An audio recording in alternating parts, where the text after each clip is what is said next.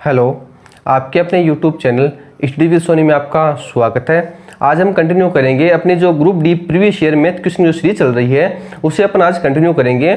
इससे पहले मैं आपको 7 क्लास पहले करवा चुका हूं, तो अगर आपने वो क्लासेस नहीं देखी है तो आप जाकर पहले वो क्लास देख सकते हैं। उन क्लासों की लिंक भी आपको इस वीडियो के डिस्क्रिप्शन बॉक्स में आपको मिल जाएगी। ठीक, तो अपन कंटिन्यू करते हैं आज की क्लास को। क्लास को कंटिन्यू करने से पहले मैं आपको पिछली क्लास में मैंने आपको एक क्वेश्चन बताया था। उस क्वेश्चन को से एक फैक्ट था जो वैसे तो कॉमन होता है, बस कईयों को पता नहीं होता। तो अपन पहले वो जरूरी जो फैक्ट थे उसको आज पहले अपन समझेंगे। उस क्वेश्चन को मैंने पिछली क्लास में करवाया था, तो अगर आपने पिछली क्लास नहीं देखी तो जाकर पहले वो क्लास आप देख सकते हैं। बाकी क्वेश्चन तो मैं आपको यहाँ पे दोबारा से लिखा रहा हूँ। क्वेश्चन था अंकित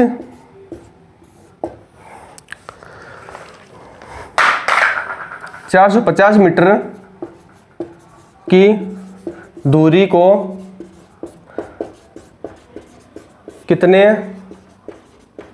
समय में तय करेगा अगर उसकी चाल या स्पीड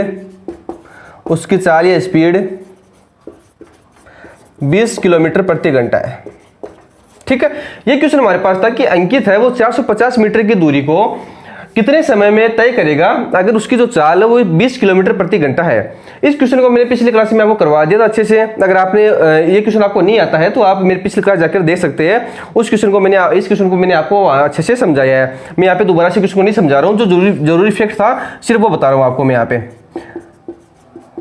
पे क्या 20 किलोमीटर प्रति घंटा है। अब सबको पता है कि किलोमीटर प्रति घंटे से अपन मीटर प्रति सेकंड में जाते हैं, तो अपन यहाँ पे 5/18 लेते हैं। और मीटर प्रति सेकंड से किलोमीटर प्रति घंटा में जाते हैं तो अपन 18/5 लेते हैं। ठीक है, अब अपन को ये पता है कि हमें 5/18 और 18/5 आता है, 5/18 और 18/5 आता है। बट आता क्यों है, कैसे आता है, कैसे आता है, ये वैसे है कॉमन बात, कईयों को नहीं पता होती है। तो अपन इन्हीं फैक्ट को आज समझेंगे कि ये 5/18 और 18/5 कैसे आता है। ठीक है, आपको पता है आपको किलोमीटर से मीटर में जाना है, किलोमीटर से मीटर में जाना है, और घंटे से सेकंड में जाना है। जब किलोमीटर से मीटर में आएंगे तो 1 किलोमीटर मीटर कितनी होती है, 1 किलोमीटर मीटर कितनी होती है, 1000 होती है। तो यहाँ पे अपने 1000 लिख दिया। ठीक है, यहाँ पे क्या है, अपन को घंटे से सेकंड में आना है, घंटे से अपन को किस में आना है, सेकंड में आना है। 1 घंटे में सेकंड कितनी होती है, 60 मिनट होती है, 60 सेकंड होती है, 60 मिनट होती है। और अपन को 60 × 60 करेंगे तो कितना आएगा, 3600 सेकंड। भाई 1 घंटे में मिनट कितनी होती है, 60, और 1 मिनट में सेकंड कितनी होती है, 60 सेकंड होती है, और 60 मिनट होती है। तो 60 × 60 3600। तो यहाँ पे क्या करेंगे, 3600, 2 0 कट गया, यहाँ से जो काटेंगे तो 5/18। ये 5/18 यहाँ से इस तरह से आया। कैसे आया, इस तरह से आया। 5/18 कैसे आया, इस तरह से आया। ठीक है, सेम वही चीज यहाँ पे उल्टी रिपीट हो जाएगी, तो यहाँ पे क्या आ जाएगा, 18/5 आ जाएगा। ठीक है, तो ये एक जरूरी फैक्ट था जो कईयों को नहीं पता होता, वैसे कॉमन बात है बट कईयों को नहीं पता होती है। तो मैंने पिछली क्लास में बताना भूल गया था, पिछली क्लास में बताना इस चीज को मैं भूल गया था। तो यहाँ पे मैंने आपको दोबारा से यहाँ पे समझाया, तो आप इस चीज को आप अच्छे से समझ लेना। और रही बात इस क्वेश्चन की, तो ये क्वेश्चन आपको नहीं आता है, तो मैंने इस पिछली क्लास में इस क्वेश्चन को आपको अच्छे से समझाया है। तो आप जाकर मेरी पिछली क्लास देख सकते हैं, इस क्वेश्चन को मैंने वहां पे आपको समझा दिया है। ठीक है, तो अब चलते हैं अपने आज के पहले क्वेश्चन पे।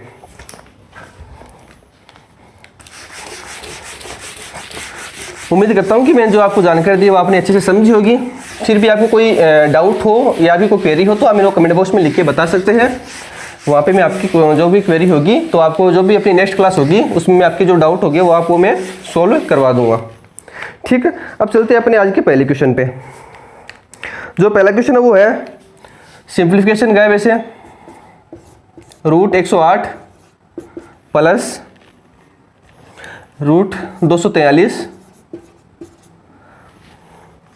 बराबर 25.98 है। तो ठीक है, तो जो पूछा है अपन से वो पूछा है √147, यहाँ पे लिख देता हूँ मैं, है तो √147 प्लस √192 का मान। ठीक है, ये क्वेश्चन नंबर से पूछा है कि √108 प्लस √243 बराबर 25.98 है, तो मतलब 25.98 है, तो √147 प्लस √192 का मान क्या होगा। ये क्वेश्चन अपन से पूछा है। चलिए सॉल्व करते हैं इसको। अपन को पता है कि अपन √108 है, इसको अपन कैसे लिखेंगे, √108 को अपन कैसे लिखेंगे। तो अपन क्या करते हैं, यहाँ पे लिख देते 6 और यहाँ पे 3 कर लेते हैं। ठीक है, सेम यहाँ पे लिख लेते हैं 247। इसको कैसे लिखेंगे, इसको लिख सकते हैं अपन 81 3 8 36 6 और 9 लिए थे। 9 इंटू 81 3 24 3। ठीक है, आ जाएगा। ठीक है, कोई दिक्कत नहीं है। बराबर क्या देख रहा है अपन को 25.98। ठीक है, ये अपन को दे रखा है। क्या लिख सकते हैं अपन 108 को क्या लिख लेंगे 6 into 6 into 3 plus 9 into 9 into 3। ये से अपन इसको लिख सकते हैं। अब क्या करेंगे, इसको अपने यहाँ पे रूट में क्या है, 2 चीज कॉमन है। अब जैसे आपको मैं चीज समझाता हूँ, रूट 4 क्या होता है, 2 होता है भाई। रूट 4 क्या होता है, 2 ही तो होता है। रूट 4 को अपन क्या लिख सकते हैं 2 इंटू 2 लिख सकते हैं। ठीक है, तो दोनों यहाँ पे रूट के नीचे 2 है तो अपन क्या करेंगे 2 कॉमन लेके इसको रूट को हटा देंगे भाई। रूट 2 कॉमन लेके क्या करेंगे 2 बाहर निकाल लेंगे 1 कॉमन लेके। जैसे मान लो कि रूट 9 क्या होता है 3 होता है, तो क्या करेंगे रूट 3 इंटू 3 बराबर क्या कर लेते हैं 3 को बाहर निकालेंगे रूट हटा के, तो क्या करेंगे यहाँ पे 3 लिख लेंगे। सेम वही चीज़ यहाँ पे है। यहाँ पे क्या दे रखा है 6 इंटू 6 दे रखा है, तो क्या करेंगे यहाँ पर 2 6, तो 6 को इसे दोनों कॉमन है, 1 कॉमन लेके रूट को हटा देंगे तो 6 कर देंगे। वैसे क्या करते हैं 36 का रूट क्या होता है 6 तो होता है। तो यहाँ पे 36 तो है, 6 इंटू 6 36 तो है, 36 का रूट क्या होता है 6 होता है। तो यहाँ पे क्या आ गया हमारे पास ये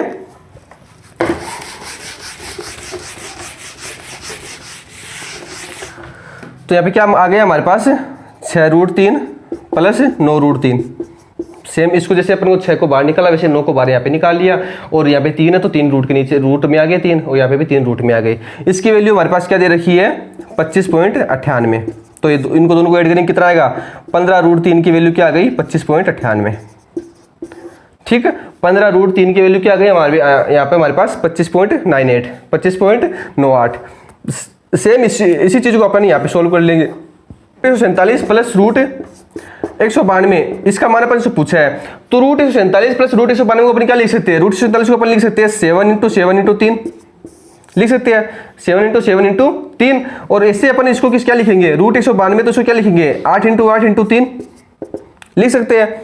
7 को बाहर निकालो, सेम ऐसे इसको क्या था वैसे इसको कर दो 7 रूट 3 प्लस 8 रूट 3 क्या आया 15 रूट 3 15 रूट 3 आ गया। 7 और 8 15 और रूट 3 रूट है ही है, तो 15 रूट 3 यहाँ पर क्या आ गया 15 रूट 3 की वैल्यू अपन को क्या दे रखी है यहाँ पर 25.98 तो यहाँ पर का यहाँ पे ये आंसर आ गया 25 रूट 3 8।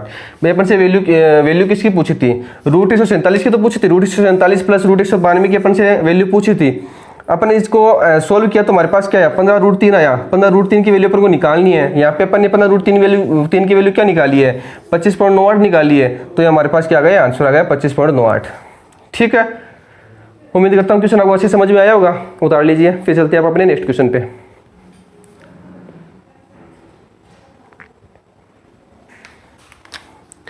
ठीक है, उम्मीद करता हूँ कि आपने उतार लिया होगा। अब चलते हैं अपने नेक्स्ट क्वेश्चन पे।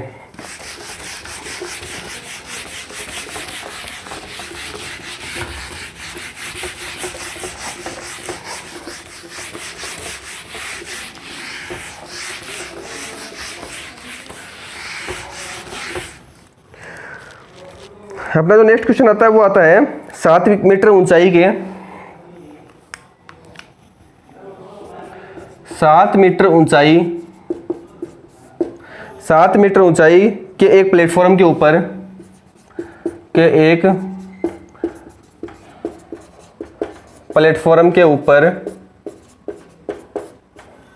7 मीटर ऊंचाई के प्लेटफॉर्म के ऊपर से एक टावर जिसकी ऊंचाई ऊपर से एक टावर जिसकी ऊंचाई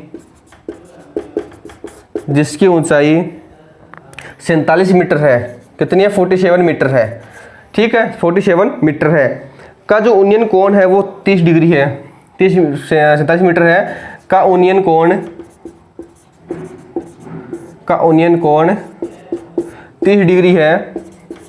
कितना है 30 डिग्री है। टावर प्लेटफॉर्म से कितनी दूरी पर स्थित है। जो टावर है वो प्लेटफॉर्म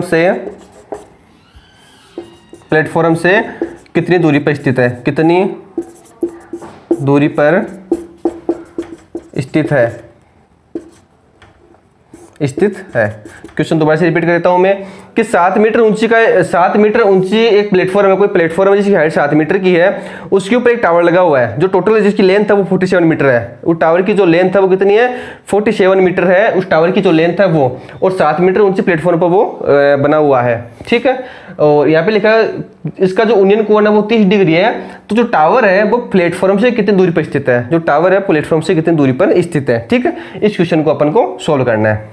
ठीक है, इस क्वेश्चन को सोल्व करने से पहले मैं आपको 2-3 फैक्ट बताना चाहता हूं मैं। जैसे आपने जब हाइट एंड डिस्टेंस पढ़ा होगा तो आपने 3 चीजें देखी होगी, दिख रहा होगा उम्मीद करता हूं आपको। थोड़ा और बड़ा लिख देता हूं।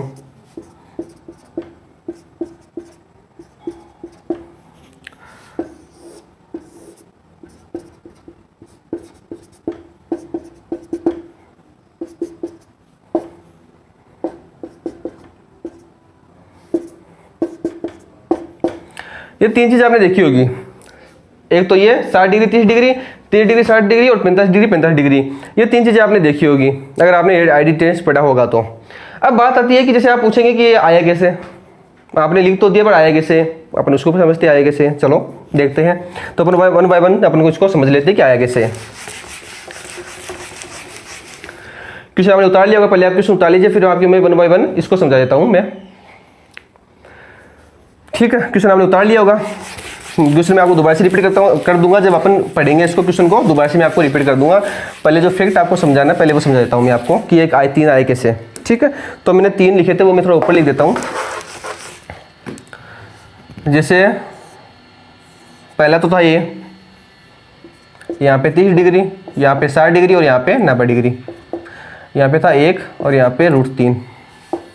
दूसरा था ये,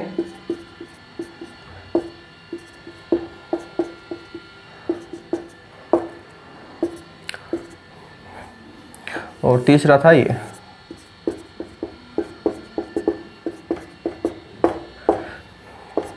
ठीक है, ये मतलब 3 थे। चलो समझते हैं पहले इसको कि आए कैसे। आप लोगों को पता है यहाँ पे tan थीटा, ये आपने 3 नाम सुने होंगे, एक तो लाल बटा कक्का, और अगर इंग्लिश मीडियम वाले हैं तो आपने सुना होगा perpendicular base, perpendicular upon hypotenuse और बेस, ये आपने सुने होंगे।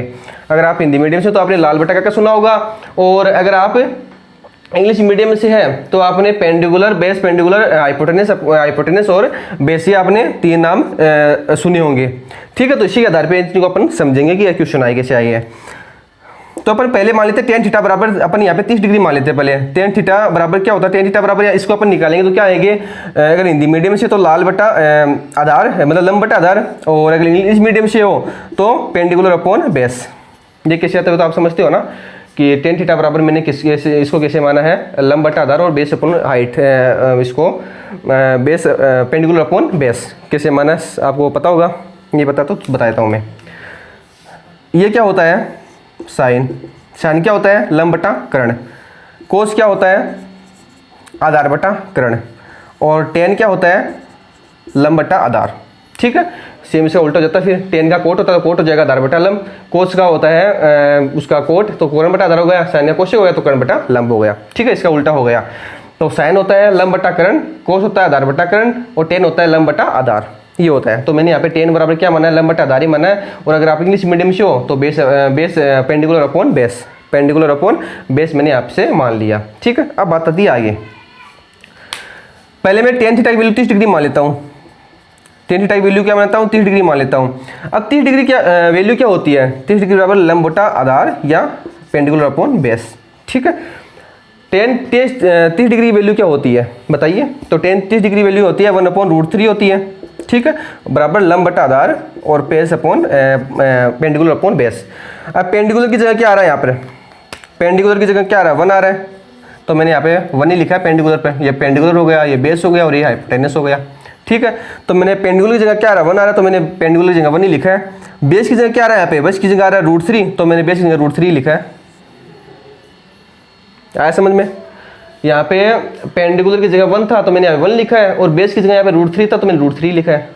30 की वैल्यू जब अपन ने निकाली है तब 1/√3 है 30 की वैल्यू, तो मैंने 30 ही मानी है पे थीटा की जगह, तो 30 मानी तो मैंने 30 यहाँ पे मेंशन कर दिया और आपके सामने आंसर। ठीक है, तो ये हो गया 30 की वैल्यू। अब आती है अगर अपन 60 मान ले, जैसे यहाँ पे मैंने 60 लिखा है, चलो कोई ना 60 की वैल्यू मान लेते हैं। 60 बराबर क्या होता है, वही लंब बटा आधार या पेंडिकुलर अपॉन बेस। ठीक है, 60 की वैल्यू क्या होती है, 60 की वैल्यू होती है √3, नीचे अपन 1 मान लेते हैं, तो यहाँ पे लंब बटा आधार या पेंडिकुलर अपॉन बेस। तो पेंडिकुलर की जगह मैंने यहाँ पे क्या माना है √3, तो मैंने यहाँ पे पेंडिकुलर की जगह √3 माना, ये पेंडिकुलर हो गया, ये बेस हो गया और ये हाइपोटेनस हो गया। ठीक है, तो पेंडिकुलर की जगह मैंने क्या माना है, यहाँ पे √3 माना है, तो यहाँ पे √3 है। बेस की जगह मैंने यहाँ पे क्या माना है 1, बेस की जगह क्या है 1 आया, तो मैंने बेस की जगह यहाँ पे 1 ही माना है, देख सकते हैं आप। ठीक है, बेस की जगह पे यहाँ क्या आ रहा है 1 आ रहा है, तो मैंने यहाँ पे 1 ही माना है और यहाँ पे 1 ही आ रहा है। ठीक है, ये आ गया इसका 60 डिग्री का। अब निकालते हैं अपन 45 डिग्री का, tan 45 की वैल्यू, यहाँ पे लंब बटा आधार या पेंडिकुलर अपॉन बेस। ठीक है, 45 tan 45 की वैल्यू क्या होती है 1 होती है, तो 1/1, तो लंब बटा आधार पेंडिकुलर अपॉन बेस। तो लंब की वैल्यू क्या आ गई, यहाँ पे 1 आ गई, आधार की वैल्यू 1 आ गई, तो यहाँ पे लंब की वैल्यू यहाँ पे 1 आ रही है, मैंने 1 ही मानी है, बेस की भी 1 ही मानी है या आधार की 1 ही मानी है, या हाइपोटेनस हो गया। ठीक है, और यहाँ पे अगर पेंडिकुलर या आप अगर हिंदी मीडियम में से तो लंब, और यहाँ पे बेस हो गया, हिंदी मीडियम में से हो तो आधार हो गया, या हाइपोटेनस हो गया, और अगर हिंदी मीडियम से हो तो कर्ण हो गया। ठीक है, तो ये थे 3 फैक्ट, 30 डिग्री, 60 डिग्री, 45 डिग्री, जो मैंने यहाँ पे तीनों बनाए हैं, तीनों मैंने आपको समझा दिया कि कैसे कैसे आए हैं ये तीनों। और बात आ गई कि हाइपोटेनस यहाँ पे 2 क्यों आ रहा है, तो √3 का स्क्वायर करेंगे तो 3 आएगा, 1 का स्क्वायर 1 आएगा, तो √3 का 3 + 1 4, और 4 का रूट करेंगे तो 2 आ गया। सेम यहाँ पे 2 आ गया, और यहाँ पे 1 का स्क्वायर 1, और मतलब 1 और 1 2 का रूट √2, तो √2 यहाँ पे आ गया, मतलब 1 + 1 का रूट करेंगे तो √2 आ जाएगा। तो ये हाइपोटेनस मतलब हाइपोटेनस √2 आ गया, कर्ण √2 आ गया। ठीक है, तो ये 3 फैक्ट्स थे जो मैंने आपको समझाए हैं। उम्मीद करता हूँ कि आपने अच्छे समझे होंगे। फिर भी अगर कोई क्वेरी हो, कोई डाउट्स हो तो आप मेरे को कमेंट बॉक्स में पूछ सकते हैं। ठीक है, उतार लीजिए इसको अगर आपको उतारना है तो। फिर चलते हैं अपने क्वेश्चन पे।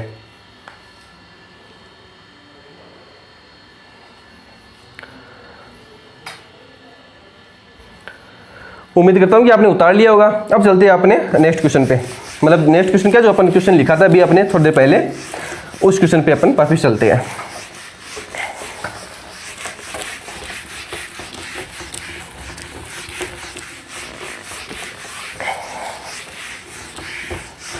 क्वेश्चन तो आपने उतार लिया होगा, तो मैं डायरेक्टली अपने क्वेश्चन को समझाता हूँ डायरेक्टली, क्योंकि क्वेश्चन तो आपने उतार लिया होगा, तो नहीं भी उतारा तो आप वीडियो पीछे करके आप क्वेश्चन को उतार सकते हो। ठीक है, अब चलते हैं अपने डायरेक्ट क्वेश्चन पे।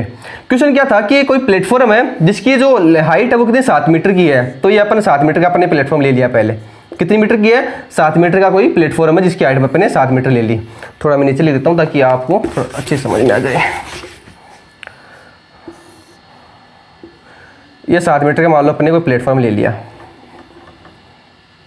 ठीक है, अब उसने बोला कि एक टावर है जिसकी लेंथ 47 सेंटीमीटर की है, सॉरी 47 मीटर की है, कोई टावर है। तो मान लो कि ये टावर हो गया, ये टावर हो गया। अब 7 मीटर तो यहाँ पे ऑलरेडी हो गया हमारा। भाई टावर की जो लेंथ है वो कितनी है, 47 मीटर है। जैसे क्वेश्चन में बोला है कि जो टावर है, टावर की जो लेंथ है 47 मीटर, टोटल 47 मीटर की टावर की लेंथ है। तो 60 मीटर का तो प्लेटफॉर्म हो गया। अब टावर जो पंचा है, भाई टावर से यहाँ से जो प्लेटफॉर्म है वहाँ से, तो टावर की लेंथ 47 मीटर की बोली है ना। जो टावर है उसकी जो लेंथ है वो, मतलब जो प्लेटफॉर्म है वहाँ से 47 मीटर की बोली है उसने। तो क्या करेंगे, 7 मीटर का तो यहाँ पे क्या हो गया, प्लेटफॉर्म हो गया, और यहाँ पे बचा क्या 40 मीटर का बचा। तो ये टावर जो हो गया वो 40 मीटर का हो गया, और टोटल जिसकी लेंथ हो गई टावर की वो 47 मीटर की हो गई। समझ में आया आपको? यहाँ से अगर यहाँ से अपन इसको नापेंगे तो 40 मीटर का तो क्या हो गया, ये टावर हो गया, और 7 मीटर का प्लेटफॉर्म हो गया। तो टोटल टावर की लेंथ हो गई वो 47 मीटर की हो गई। 7 मीटर का प्लेटफॉर्म है, 40 मीटर के ऊपर ये वो टावर और हो गया। ठीक है, आगे क्वेश्चन में बोल रहा है कि इसका जो यूनियन कोण है वो कितने डिग्री का है, 30 डिग्री का है। तो ये 30 डिग्री का यूनियन कोण हो गया। 30 डिग्री का क्या हो गया, यूनियन कोण हो गया। वही बात आ गई। क्या पूछा है, ये अपन से ये वैल्यू पूछी है। क्या पूछी है, अपन से ये वैल्यू पूछी है कि जो टावर है उस टावर की इस प्लेटफॉर्म से दूरी कितनी है। मतलब चाहिए मान लो, चाहिए मान लो, दोनों सेम ही होगी। तो दोनों सेम ही है। तो क्या करेंगे कि इस टावर की इससे लेंथ पूछेंगे। क्या करेंगे, लेंथ। ये 30 डिग्री तो क्या हो गया, ये 60 डिग्री हो गया, और ये 90 डिग्री है ही है। 30 डिग्री के सामने क्या होता है 1 होता है, और 60 डिग्री के सामने क्या होता है √3 होता है। कैसे होता है वो मैंने आपको समझा ही दिया है, कैसे होता है वो मैंने आपको समझा ही दिया। ठीक है, एक की वैल्यू क्या है, एक की वैल्यू 40 है, √3 की निकालनी है, तो √3 की वैल्यू क्या हो गई 40 √3, 40 √3। ठीक है, एक की वैल्यू 40 है तो √3 की वैल्यू कितनी होगी 40, √3 की वैल्यू होगी 40 √3, 40 √3। ठीक है भाई, 30 डिग्री के सामने एक ही तो होता है। अब एक कैसे होता है वो मैंने आपको थोड़ी देर पहले समझाई है। 60 डिग्री के सामने √3 कैसे होता है वो थोड़ी देर पहले मैंने आपको समझाया कि √3 कैसे होता है। जब एक की वैल्यू यहाँ पे 40 दे रखी है, एक की वैल्यू 40 दे रखी है, √3 की निकालनी है अपन को, तो 40 √3 आंसर आ गया। ठीक है, उतार लीजिए। उम्मीद करता हूँ कि आपने अच्छे से समझा होगा इसको।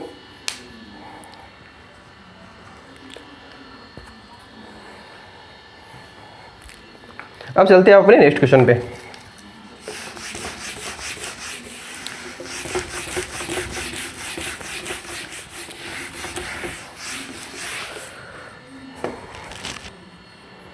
अपना जो नेक्स्ट क्वेश्चन आता है वो है एक 161.5 मीटर लंबी रेलगाड़ी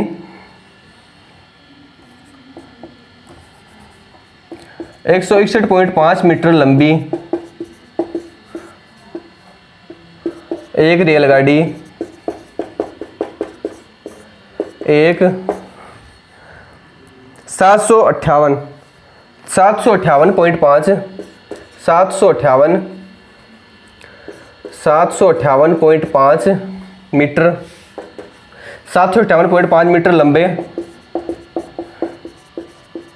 प्लेटफॉर्म को या पुल को, जो भी हो, प्लेटफॉर्म या पुल कुछ भी हो, को कितनी सेकंड में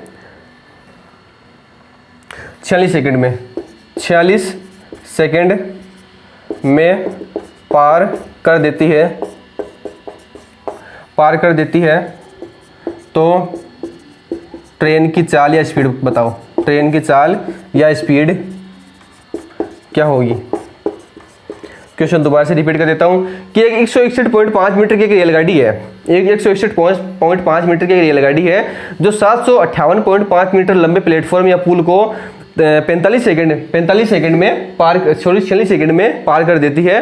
तो उस ट्रेन की स्पीड या चाल अपन को निकालनी है, किस स्पीड से वो ट्रेन चल रही है ताकि वो इस इतने लंबे प्लेटफॉर्म को पार कर जाती है। ठीक है, चलिए करते हैं इस क्वेश्चन को अपन। जो प्लेटफॉर्म की लेंथ है वो कितनी है 758.5 है, कितनी है 758.5 मीटर है। अब जब वो प्लेटफॉर्म को पार करेगी, जैसे मान लो ये प्लेटफॉर्म है कोई 758.5 मीटर का एक प्लेटफॉर्म है, मान लिया 758.5 मीटर का ये प्लेटफॉर्म है, कोई दिक्कत नहीं है। यहाँ से ट्रेन चल के आ रही है, यहाँ से ट्रेन चल के आ रही है। अब ये ट्रेन चलेगी तो यहाँ पे जब इसका फर्स्ट इंजन, यहाँ पहले इंजन आएगा तो इंजन आते आते यहाँ से क्रॉस करेगा। अब जब इंजन क्रॉस कर लिया तो प्लेटफॉर्म थोड़ी ना कवर हो गया, ओनली इंजन के कवर करने से थोड़ा ना प्लेटफॉर्म कवर हो गया। वो जब पूरी इंजन जितने उसमें डब्बे हैं ट्रेन के अंदर 10-11 जो भी डब्बे होंगे, जितनी लंबाई की मतलब वो ट्रेन होगी, वो पूरी लंबाई कवर करेगी उस प्लेटफॉर्म से, तभी तो प्लेटफॉर्म पूरा कवर होगा ना। अब इंजन यहाँ पे आ गया तो इंजन यहाँ पे आते थोड़ा ना वो ट्रेन कवर हो गई पूरी। इस इंजन के लास्ट का जो डब्बा है, मतलब लास्ट का जो डब्बा है या ट्रेन जितनी लेंथ की है वो लेंथ पूरी कवर करने के बाद में तो प्लेटफॉर्म पूरा कवर होगा ना। तो क्या करेगी ट्रेन यहाँ से आएगी, यहाँ पे आते थे पहले इंजन आएगा, इंजन आते थे इंजन आगे बढ़ेगा और यहाँ पे लास्ट में जो डब्बा आएगा ये डब्बा कवर होते ही ये प्लेटफॉर्म पूरा कवर हो जाएगा। तो कहने का मतलब 758 अपन को प्लेटफॉर्म की लेंथ दे रखी है 758.5 प्लस ये ट्रेन की जो लंबाई होगी कितनी है 161.5 मीटर ये ट्रेन की लंबाई है। ये दोनों कवर होगी तब टोटल लेंथ टोटल दूरी अपन के पास आएगी, टोटल दूरी। तो टोटल दूरी अपने पास क्या होगी 758.5 प्लस 161.5 मीटर की, ये अपने पास टोटल दूरी होगी। तो निकालिए टोटल दूरी कितनी होगी 10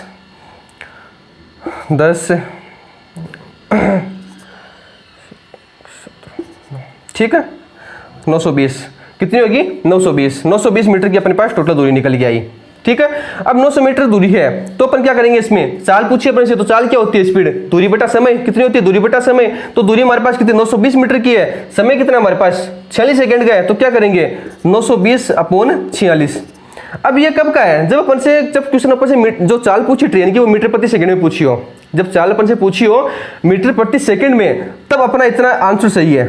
तब कितना, इतना आंसर अपना सही है। जब अपन से चाल पूछिए मीटर प्रति सेकंड में, कब, मीटर प्रति सेकंड में। बट जो क्वेश्चन मैं करवा रहा हूँ उसमें जो क्वेश्चन आज से पूछा है वो किलोमीटर प्रति घंटे में पूछा है, किलोमीटर प्रति घंटे में पूछा है। तो आपको पता है जब मीटर प्रति सेकंड से किलोमीटर प्रति घंटे में जाते हैं तो क्या करते हैं अपन, 18/5 से भाग देते हैं। अब क्यों देते हैं वो मैंने आपको थोड़ी देर पहले स्टार्टिंग क्लास की स्टार्टिंग में आपको समझाया मैंने कि क्यों देते हैं। तो वो आप वहाँ से देख लेना कि मैंने 18/5 कहाँ से आते हैं, सॉरी कहाँ से आते हैं, 18/5 कहाँ से आई है वो मैंने आपको थोड़ी देर पहले ही बताया है। मीटर प्रति सेकंड से किलोमीटर प्रति घंटे में जाती है तब।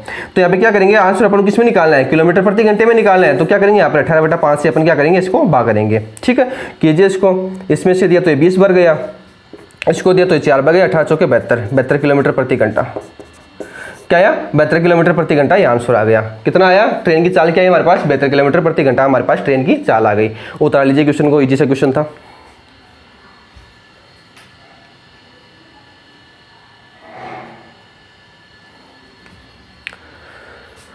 ठीक है, उम्मीद करता हूँ कि आपने क्वेश्चन को उतार लिया होगा। अब चलते हैं अपने नेक्स्ट क्वेश्चन पे, नेक्स्ट क्वेश्चन पे। अगर अभी वो क्वेरी हो, कोई डाउट हो, या कोई आपका जो क्वेश्चन मैं आपको करवा रहा हूँ उसमें कोई डाउट हो, या आपका कोई नया और भी कोई क्वेश्चन हो जो आपको ना आ रहा हो, तो आप मेरे को कमेंट बॉक्स में लिख के बता सकते हो।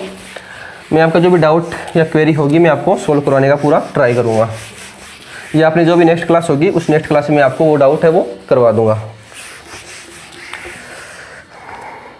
अब चलते हैं अपने नेक्स्ट क्वेश्चन पे। नेक्स्ट क्वेश्चन अपना आता है, छोटा सा इजी सा क्वेश्चन है, पहले वही कर लेते हैं अपन। सिंप्लीफिकेशन का है 8 +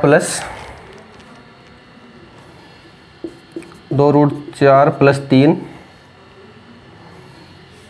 + 9। वैसे इसकी वैल्यू पूछी, छोटा सा क्वेश्चन है।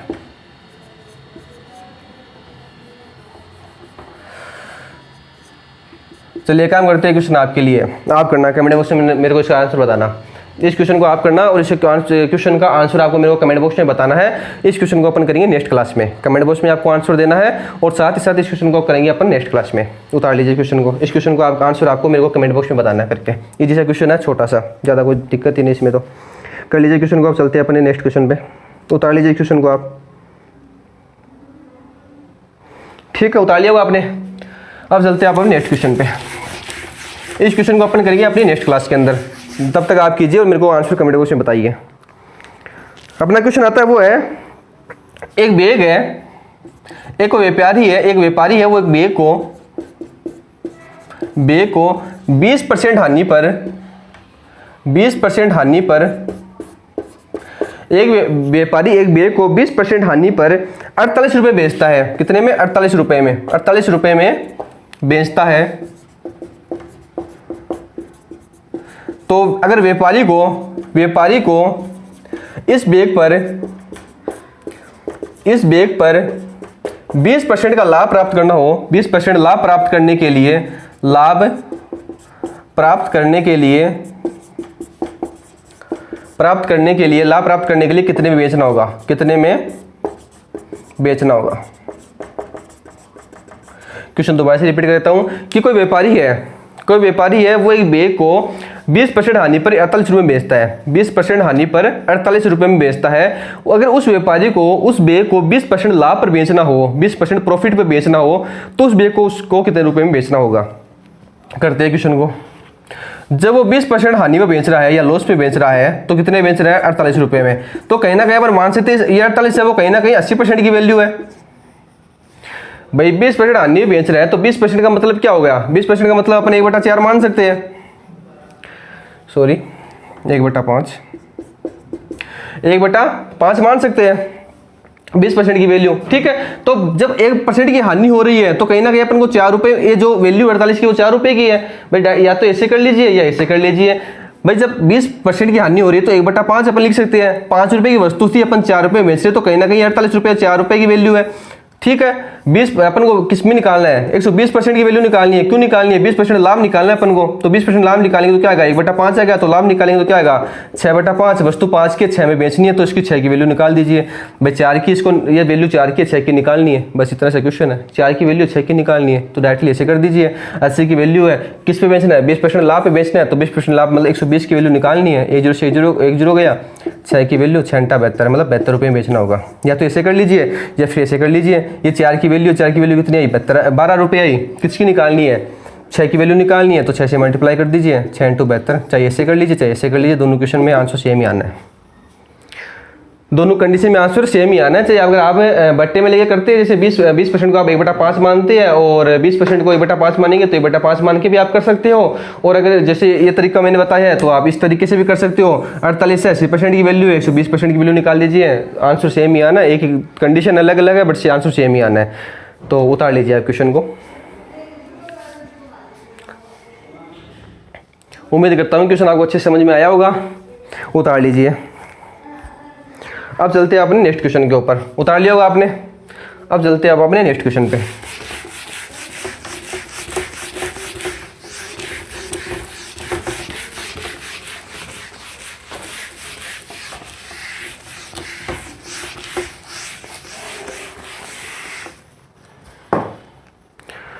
अपना जो नेक्स्ट क्वेश्चन आता है वो आता है कि कोई टैंक है, एक कोई टैंक है या नल, एक नल है, वो टैंक को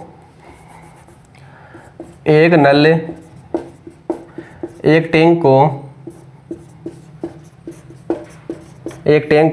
वो एक टैंक को 25 मिनट में भर सकता है, 25 मिनट में भर सकता है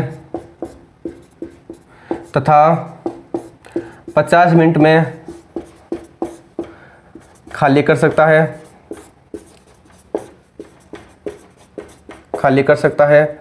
तो टैंक कितने समय में भर जाएगा, कितने समय में भर जाएगा। क्वेश्चन दोबारा से रिपीट करता हूँ कि एक नल एक टैंक को 25 मिनट में भर सकता है, एक नल एक टैंक को 25 मिनट में भर सकता है तथा 50 मिनट में खाली कर सकता है, तो टैंक कितने समय में भर जाएगा। ठीक है, निकालते हैं अपन इसको। मान लेते हैं एक नल ए है, एक नल बी है। ए तो 25 मिनट में क्या कर सकता है, भर सकता है, और ये बी है वो 50 मिनट में क्या कर सकता है, खाली कर सकता है। अब पहले टैंक की अपन इफिशिएंसी निकाल लेते हैं। जब भी इफिशिएंसी क्षमता कैपेसिटी उसकी इफिशिएंसी नहीं, टैंक की कैपेसिटी निकाल लेते हैं कि टैंक कितना बड़ा है, मतलब टैंक की जो क्षमता है कैपेसिटी वो कितनी है। जब भी अपन कैपेसिटी निकालते हैं तो इन दोनों का एलसीएम ले लीजिए, एलसीएम कितना है इसका, 50 है। तो इस टैंक की अपन कैपेसिटी क्या मान लेते हैं, मान ले 50 लीटर की मान लेते हैं, 50 लीटर का अपन वो टैंक मान लेते हैं। क्या मान लेते हैं, 50 लीटर का वो टैंक मान लेते हैं अपन। इसकी कैपेसिटी कितने, टैंक की कैपेसिटी कितनी आ गई हमारे पास, 50 लीटर की आ गई। अब इसकी अपन इफिशिएंसी निकाल लेते हैं कि 1 मिनट में कितना करता है, इफिशिएंसी अपन इसकी निकाल लेते हैं। तो जब ये 25 मिनट में भर रहा है तो 25 दूनी 50, मतलब 2 मिनट में ये क्या करेगा, 2 मिनट में 1 लीटर पानी भर देगा। ये 2 मिनट में क्या करेगा, मतलब 1 मिनट में 1 लीटर पानी, 2 लीटर पानी ये भर देगा। 1 मिनट में 2 लीटर पानी ये भर देगा। और ये क्या करेगा, 1 मिनट में 1 लीटर पानी खाली कर देगा। 1 मिनट में 1 लीटर पानी क्या खाली कर देगा, 2 मिनट में ये क्या करेगा, 1 मिनट में 2 लीटर पानी भर देगा, और ये क्या करेगा, 1 मिनट में 1 लीटर पानी खाली कर देगा। ठीक है, दोनों, ये यहाँ पे 2 भर रहा है, यहाँ पे खाली हो रहा है, तो क्या होगा, टोटल यहाँ पे 1 लीटर पानी 1 मिनट में भरा जा रहा है। 1 लीटर पानी 1 मिनट में क्या कराया जा रहा है, भरा जा रहा है। हमारे पास कितना है, 50 लीटर का है, तो 50/1 क्या आएगा, 50 मिनट। क्या आया, 50 मिनट। कितना आया, 50 मिनट।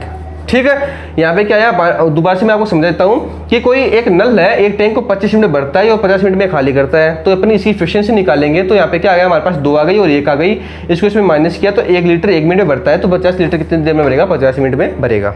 ठीक है, इजी सा क्वेश्चन था, उम्मीद करता हूँ कि आपको अच्छे से समझ में आया होगा। उतार लीजिए आप अच्छे से जल्दी से, फिर चलते हैं आप अपने नेक्स्ट क्वेश्चन पे।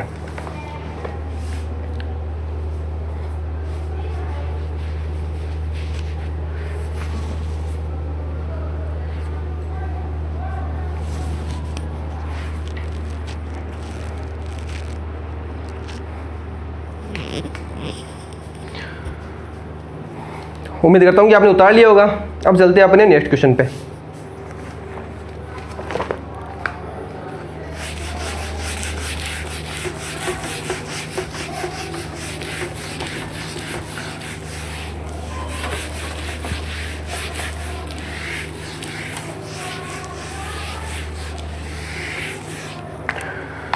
अगला क्वेश्चन हमारे पास आता है कि कोई एक धनराशि है, एक निश्चित धनराशि पर 12% की वार्षिक दर से, क्वेश्चन आता है हमारे पास कि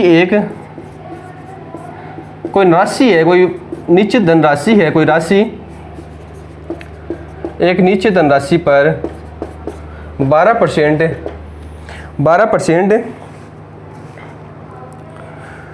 12% की वार्षिक दर से, 12% की वार्षिक दर से 5/2 समय में, मतलब 5/2 वर्ष समय में, वर्ष में जो भी समय वर्ष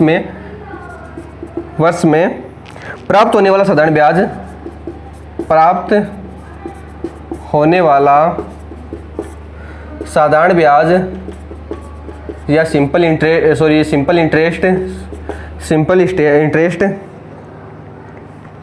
उसी धनराशि पर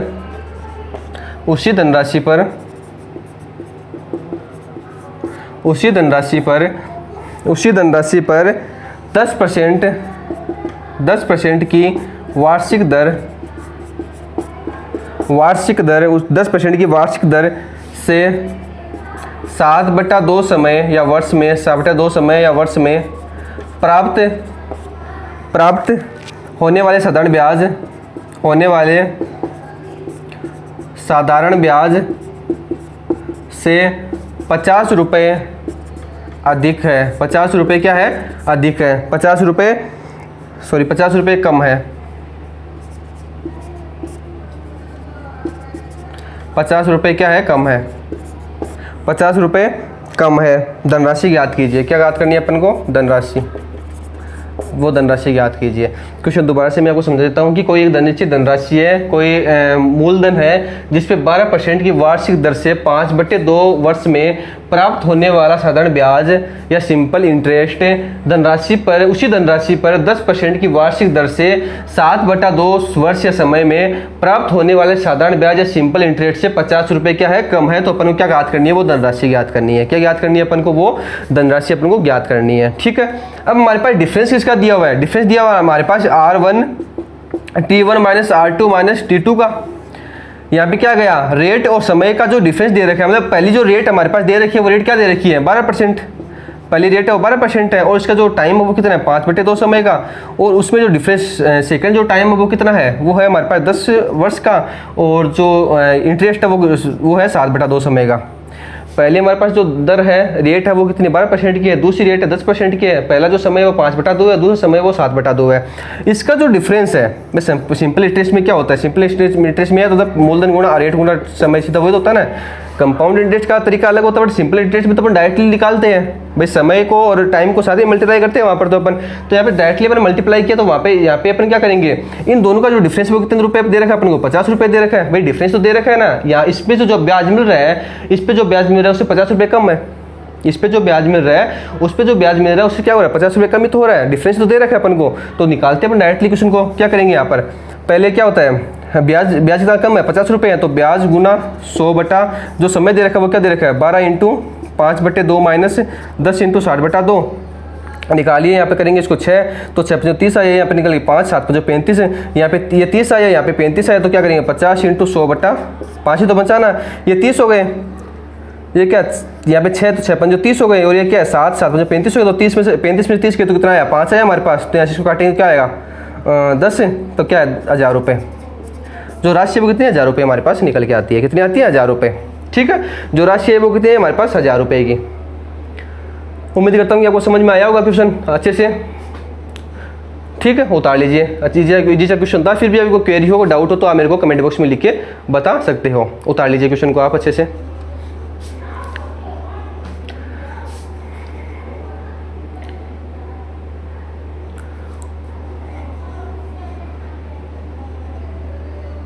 ठीक है, उम्मीद करता हूँ क्वेश्चन को आपने अच्छे से उतार लिया होगा। तो आज की क्लास में सिर्फ इतना ही। उम्मीद करता हूँ कि आपको मैंने जो क्वेश्चन करवाए हैं तो आपने अच्छे से समझे होंगे। फिर भी आपको डाउट हो तो आप मेरे को कमेंट बॉक्स में लिख के बता देना। आपकी जो भी क्वेरी होगी मैं आपको सोल्व कराने का पूरी ट्राई करूँगा, या अपन नेक्स्ट क्लास में उस क्वेरी को सोल्व कर लेंगे। ठीक है, तो आज की क्लास में सिर्फ इतना ही। मिलते हैं अगली क्लास में। तब तक के लिए जय हिंद, जय भारत।